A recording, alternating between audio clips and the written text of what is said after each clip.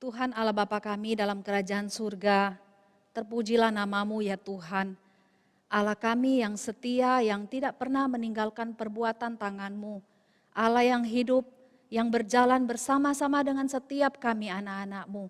Bersyukur Tuhan di malam hari ini kami boleh datang bersama-sama ke hadapan-Mu, menaikkan setiap pokok doa kami. Dan kami juga akan mendengarkan firman Tuhan. Biar kiranya Roh Kudus berbicara di dalam hati kami masing-masing, baik hamba-Mu yang menyampaikan maupun setiap jemaat Tuhan yang mendengarkan. Biarlah kami semua boleh diberkati dan dikuatkan, diajar oleh firman Tuhan.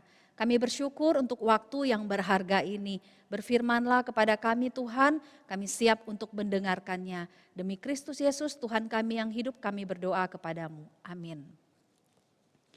Saudara sekalian, kita akan membuka satu bagian firman Tuhan di dalam Amsal pasal yang ketiga.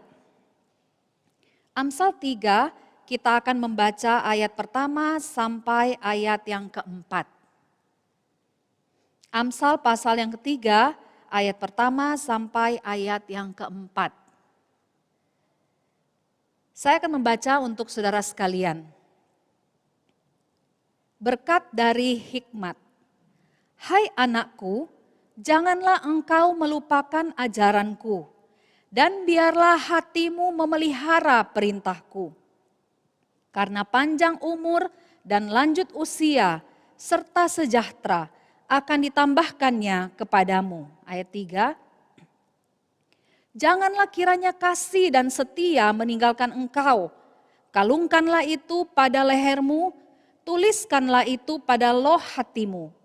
Maka engkau akan mendapat kasih dan penghargaan dalam pandangan Allah serta manusia. Saudara sekalian, di dalam banyak kesempatan saya seringkali mendengar ada orang-orang yang mengatakan begini. Khususnya untuk masa-masa yang sulit ya, saudara butuh pergumulan, butuh keputusan yang tepat, butuh satu tindakan yang segera. Orang-orang suka bilang begini, saudara sekalian. Ya, butuh hikmat Tuhan ya dalam masalah ini. Atau ada juga orang yang mengatakan demikian, tolong doakan ya supaya saya diberikan hikmat untuk menangani masalah ini. Nah saudara-saudara yang dikasihi Tuhan, kata hikmat dan kebijaksanaan itu merupakan sebuah kata yang sudah sangat umum ya. Di sekitar kita, kita sering mendengar orang-orang percaya menggunakan kata hikmat atau kata kebijaksanaan. Beberapa orang mungkin menghubungkan hikmat ini dengan kepandaian, kepintaran seseorang. Yang lain mungkin berpikir bahwa seseorang yang memiliki hikmat itu artinya dia memiliki sebuah keterampilan untuk menyelesaikan atau membereskan sebuah persoalan atau masalah dengan tepat dan dengan segera, dengan cepat.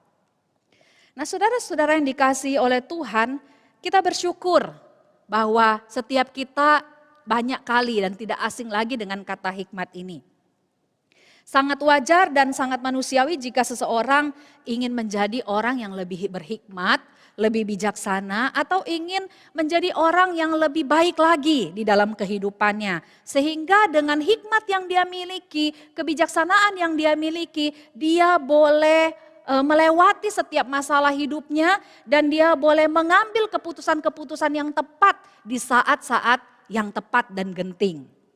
Nah saudara-saudara yang dikasihi Tuhan, kitab Amsal ini merupakan sebuah kitab yang tepat bagi kita malam hari ini. Ketika kita membutuhkan hikmat, kitab ini adalah kitab yang tepat. Sehingga kita boleh melihat hikmat seperti apakah yang disediakan oleh Tuhan ketika kita anak-anaknya mencari hikmat yang daripadanya. Nah saudara-saudara yang dikasihi Tuhan, istilah masyal yang diterjemahkan Amsal bisa berarti ucapan bijak, peribahasa hikmat. Dan sebagian besar isi Amsal ini ditulis oleh seorang raja yang terkenal dengan hikmatnya, yakni Raja Salomo. Nah saudara yang dikasihi Tuhan, secara umum kalau kita lihat mulai dari pasal 1 kitab Amsal ini sampai pada pasal yang ke-9 ingin mengarahkan para pembacanya untuk mengetahui keuntungan apa yang bisa diperoleh ketika seseorang memiliki hikmat di dalam dirinya.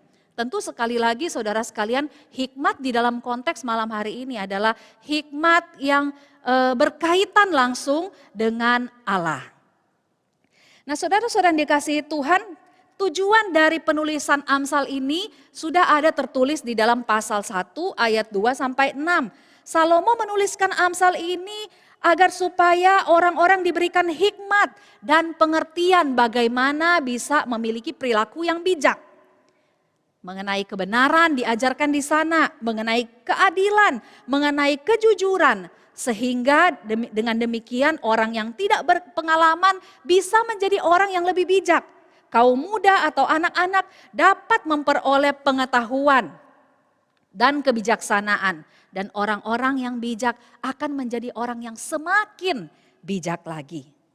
Nah saudara-saudara yang dikasihi Tuhan Yesus Kristus, Amsal pasal yang ketiga ini menurut seorang yang bernama Matthew Henry, dia mengatakan demikian.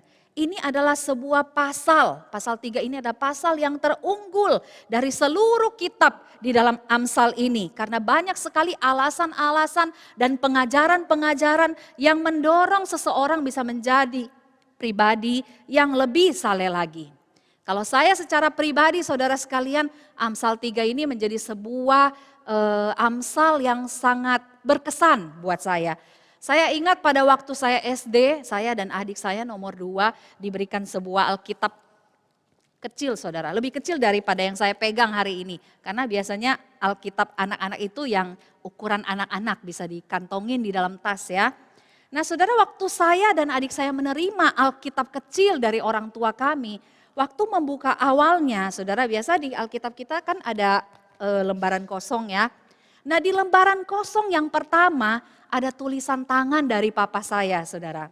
Apa tulisannya? Tulisan tangan di lembaran awal Alkitab saya yang baru itu, papa saya mengutip Amsal pasal 3 ayat 1 sampai 2.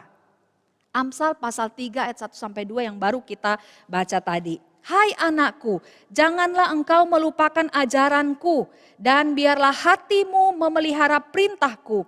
Karena panjang umur dan lanjut usia serta sejahtera akan ditambahkannya kepadamu. Awalnya saudara sekalian saya kurang mengerti kenapa tulisan itu dicantumkan di situ. Akan tetapi lama kelamaan saya mulai tahu.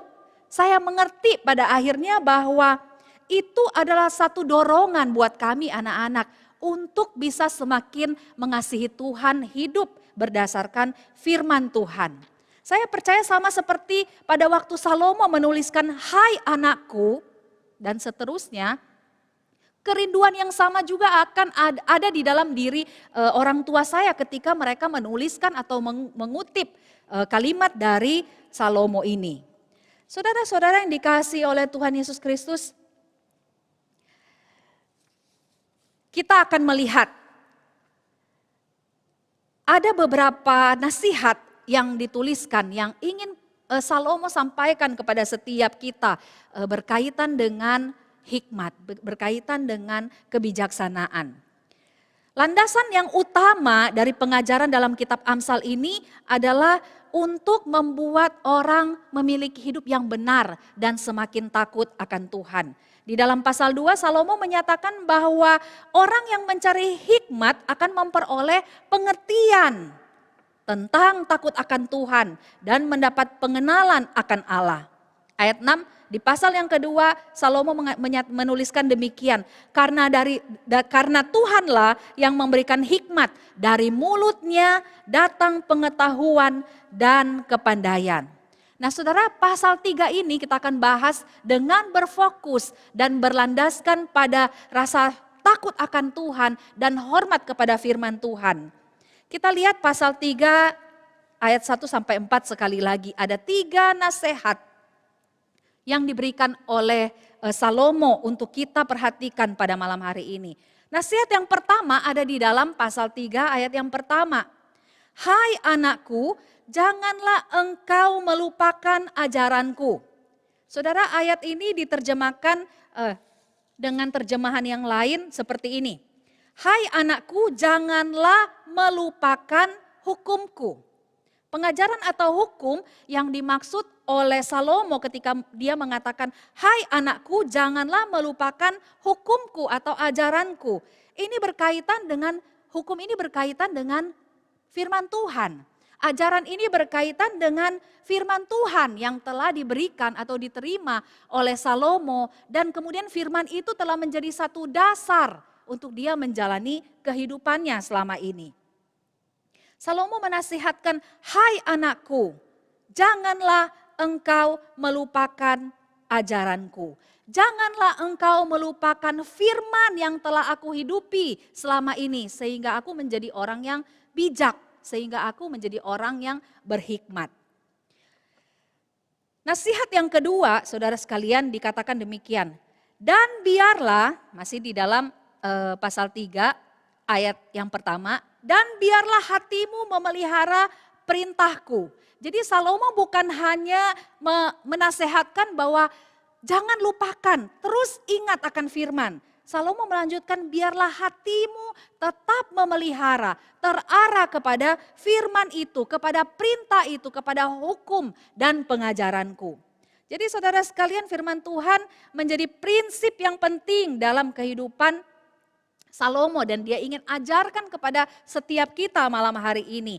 Bukan hanya tidak boleh dilupakan, tetapi firman itu harus dipelihara, harus dijaga seterusnya dalam hidup kita. Saudara, terjemahan lain menuliskan, ada juga terjemahan lain di ayat yang pertama menerjemahkan begini. Hai anakku, janganlah lupakan ajaranku, ingatlah melakukan perintahku. Jadi semua hal yang diajarkan oleh Salomo, firman yang dia telah terima dan dia hidupi, itu harus diingat, tidak boleh dilupakan dan harus dipelihara. Nah saudara-saudara dikasihi Tuhan, agar firman Tuhan tidak bisa kita lupakan atau tidak kita buang. Gimana caranya saudara? Ada yang bilang mungkin dihafal, ya, dihafal. Ada yang bilang mungkin dicatat, ya. Ada yang bilang mungkin diingat-ingat lagi. Nah, itu semua usaha itu adalah membuat kita bisa menyimpan firman itu. Ketika kita mencatat, ketika kita menghafal, ketika kita mengingat-ingat, itu artinya firman itu kita masukkan di dalam diri kita simpan di dalam hati kita, sehingga ketika kita menghadapi satu situasi tertentu yang membutuhkan satu tindakan, kita akan membuat firman yang kita simpan di dalam hati menjadi satu hikmat, sehingga kita bisa mengatasi masalah yang ada di hadapan kita sesuai dengan kebenaran firman Tuhan yang kita taruh dan pelihara di dalam diri kita. Saudara-saudara dikasih Tuhan, di saat seseorang bertindak dengan tepat dan bijaksana dalam situasi tertentu, maka mungkin saja orang mengatakan, wah dia orang yang berhikmat ya, gitu ya. Tetapi hikmat di dalam bagian ini bukan sembarang hikmat saudara. Hikmat yang didasarkan kepada firman Tuhan seperti yang dikatakan oleh Salomo. Ingatlah akan ajaranku, biarlah hatimu memelihara perintahku. Nah ketika kita mengingat firman, ketika kita menyimpan firman di dalam hati, lama kelamaan firman yang kita simpan di dalam hati menjadi satu prinsip hidup yang akan kita pegang.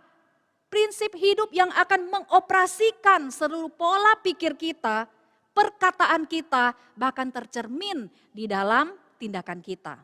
Jadi firman yang kita ingat tidak dilupakan, firman yang kita pelihara dan simpan di dalam hati. Satu masa tertentu firman itulah yang akan membuat cara kita berpikir menjadi sejalan dengan firman. Kata-kata kita akan sejalan dengan firman. Dan tindakan kita akan sejalan dengan firman. Nah saudara-saudara yang dikasihi Tuhan, firman Tuhan harus tinggal di dalam hati kita. Sehingga barulah firman Tuhan itu bisa memiliki kekuatan untuk menggerakkan hidup kita. Saudara pernah dengar ya, atau sering kali kita dengar sebuah peribahasa atau kata-kata orang, masuk kiri, keluar kanan ya. Masuk kiri, keluar kanan. Jadi ketika orang-orang mendengar sesuatu yang tidak baik, orang sering nasihati, ya udahlah masuk kiri, keluar kanan, jangan disimpan di dalam hati. Tidak demikian dengan firman yang dikatakan oleh Salomo untuk diingat dan disimpan. Firman itu tidak boleh masuk kiri keluar kanan. Tetapi masuk kiri disimpan di dalam hati dan itulah yang akan menjadi bekal bagi kita untuk menjalani kehidupan ketika kita membutuhkan keputusan yang tepat di waktu yang tepat.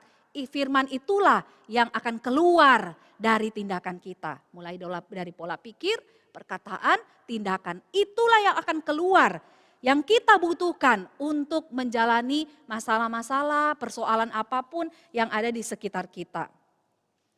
Kalau firman Tuhan masuk kiri, keluar kanan, berarti banyak orang percaya bilang ya, kalau tanya kemarin hari Minggu khotbahnya apa ya? Apa ya? Lupa saudara sekalian. Khotbahnya lupa, terus ditanya, siapa yang khotbah ya? Enggak tahu juga siapa ya, gitu ya. Saudara, jadi orang gampang sekali melupakan. Jikalau tidak ada usaha untuk mengingat dan menyimpan firman itu, maka firman itu akan masuk kiri, keluar kanan. Ketika kita datang hari Minggu, ketika kita mendengar firman Tuhan di hari Minggu, maka ketika kita lupa semuanya, Sunday, Monday, disconnect. Gak ada hubungan antara firman Tuhan yang kita dengar di hari Minggu dengan hari Senin saya, hari Selasa saya, hari Rabu saya, sampai Sabtu lagi. Jadi gak ada kuasanya firman Tuhan itu di dalam kehidupan kita. Nah saudara-saudara yang dikasihi Tuhan, kita lanjutkan ayat 2 sampai ayat yang keempat dari pasal yang ketiga ini. Berbicara mengenai keuntungan seseorang yang memelihara firman itu di dalam hatinya. Ayat 2 demikian firman Tuhan. Karena panjang umur dan lanjut usia serta sejahtera akan ditambahkannya kepadamu. Karena panjang umur dan lanjut usia serta sejahtera akan ditambahkannya kepadamu. Terjemahan lain menerjemahkan ayat 2 seperti ini. Hal-hal yang kuajarkan kepadamu memberikan hidup baik dan lama, semua akan beres bagimu. Nah saudara-saudara yang dikasihi Tuhan, berkat-berkat seperti panjang umur, lanjut usia, sejahtera, kehidupan yang baik, kehidupan yang beres, saya yakin semua kita mendambakan itu. Gak ada seorang pun yang ingin hidupnya kacau. Setiap hari ada persoalan yang tidak diberes-beres, gak selesai-selesai. Satu belum selesai, sudah datang masalah yang lain. Ya, semua orang mendambakan panjang umur, lanjut usia, sejahtera dan kehidupan yang baik serta beres. Salomo menegaskan bahwa orang yang hidupnya mengingat firman, menyimpan firman, memelihara dan melakukan firman itu di dalam kehidupan setiap hari. Sehingga firman itu yang menggerakkan seluruh dirinya. Bagaimana dia berkata-kata, berpikir dan bertindak. Orang-orang seperti inilah yang akan menerima berkat seperti di ayat 2 yang dituliskan tadi. Panjang umur, lanjut usia, sejahtera, kehidupan yang baik dan beres. Itulah yang menjadi bagian dari orang-orang yang mengingat firman, menyimpan firman, memelihara firman dan melakukan itu di dalam kehidupannya setiap hari. Saudara, nasihat yang ketiga. Tadi yang pertama Salomo bilang apa? Saudara sekalian, yang pertama di ayat yang pertama, hai anakku janganlah engkau melupakan ajaranku. Nasihat yang kedua, biarlah hatimu memelihara perintahku. Nah yang ketiga saudara sekalian, di pasal yang ketiga ayat 1 sampai 4 ini Salomo memberikan nasihat lagi satu di dalam pasal 3 ayat 1 sampai 4. Ada di ayat yang ketiga, janganlah kiranya kasih dan setia meninggalkan engkau. Janganlah kiranya kasih dan setia meninggalkan engkau. Kalungkanlah itu pada lehermu dan tuliskanlah itu pada loh hatimu. Saudara, saya lebih suka memakai terjemahan versi King James. Versi King James memakai kata mercy. Ya, mercy untuk menerjemahkan kata kasih dan setia. King James memakai kata mercy atau belas kasihan untuk kata kasih, untuk kata kasih. Dan sedangkan untuk setia, King James memakai kata truth. Jadi janganlah kiranya belas kasihan dan kebenaran meninggalkan engkau. Jadi saya lebih senang dengan terjemahan dari versi King James ini. Kasih dan setia diterjemahkan sebagai belas kasihan dan kebenaran. Seorang penafsir menuliskan demikian saudara sekalian.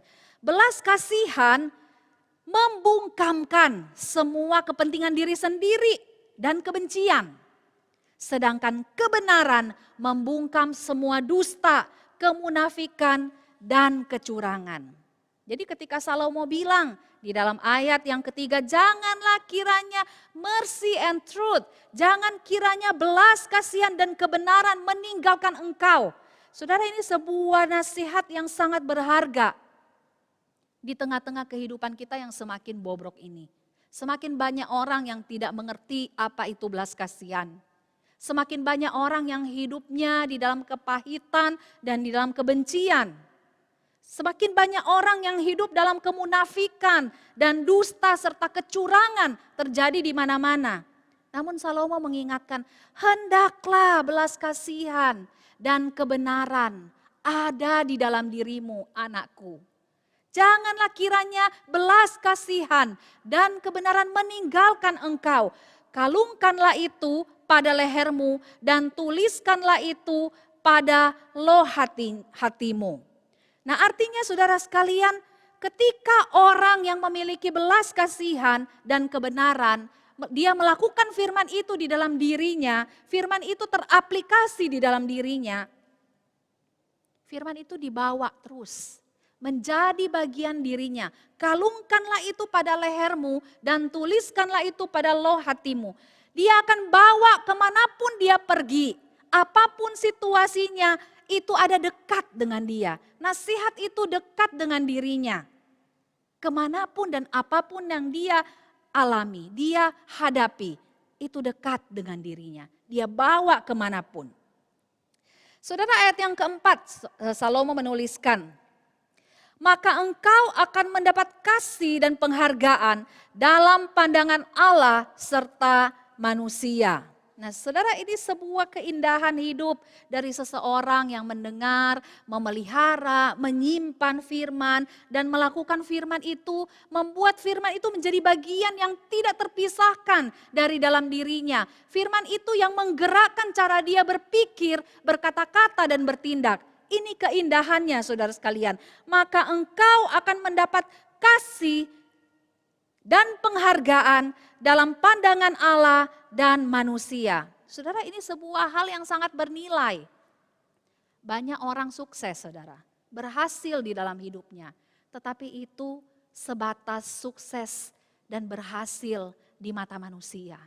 Tetapi pernahkah saudara berpikir, kesuksesan kita di tengah-tengah dunia ini, apakah bisa menjamin kita sukses di hadapan Allah? Pencapaian yang kita miliki hari ini, apakah itu berkenan di hadapan Allah? Jangan hanya berkenan di hadapan manusia sehingga hidup kita menjadi satu pusat perhatian, diakui orang, dihargai orang.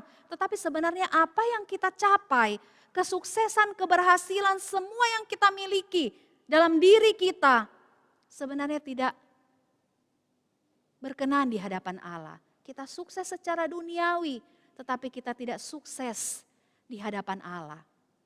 Di dalam kesementaraan hidup kita berhasil, tetapi di dalam kekekalan kita gagal total, saudara sekalian. Nah, saudara-saudara, ayat ini, ayat yang keempat, maka engkau akan mendapat kasih dan penghargaan dalam pandangan Allah serta manusia. Ini diparalelkan dengan kata-kata Lukas di dalam pasal yang kedua, ayat 52, ketika Lukas menggambarkan tentang pribadi Yesus. Dan Yesus makin bertambah besar dan bertambah hikmatnya dan besarnya.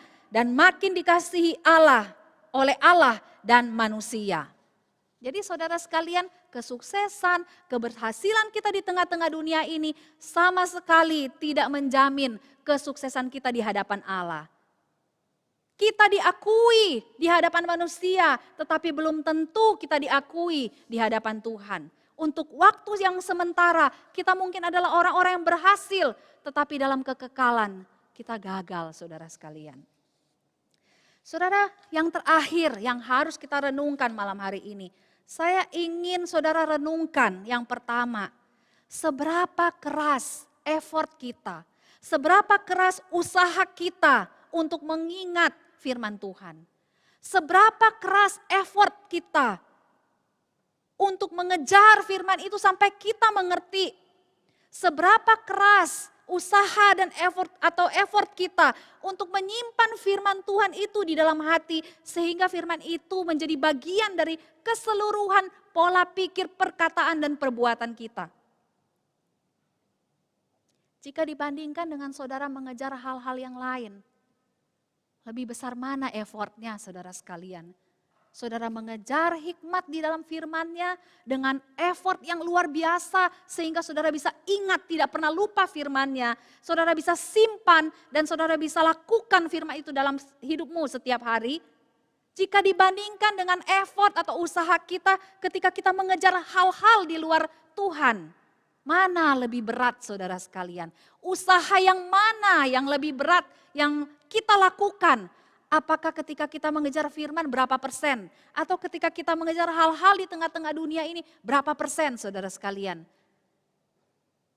Ini yang harus kita renungkan. Seberapa besar effort yang kita keluarkan untuk mengejar hikmat di dalam firman Allah. Itu pertanyaan yang perlu kita renungkan yang pertama.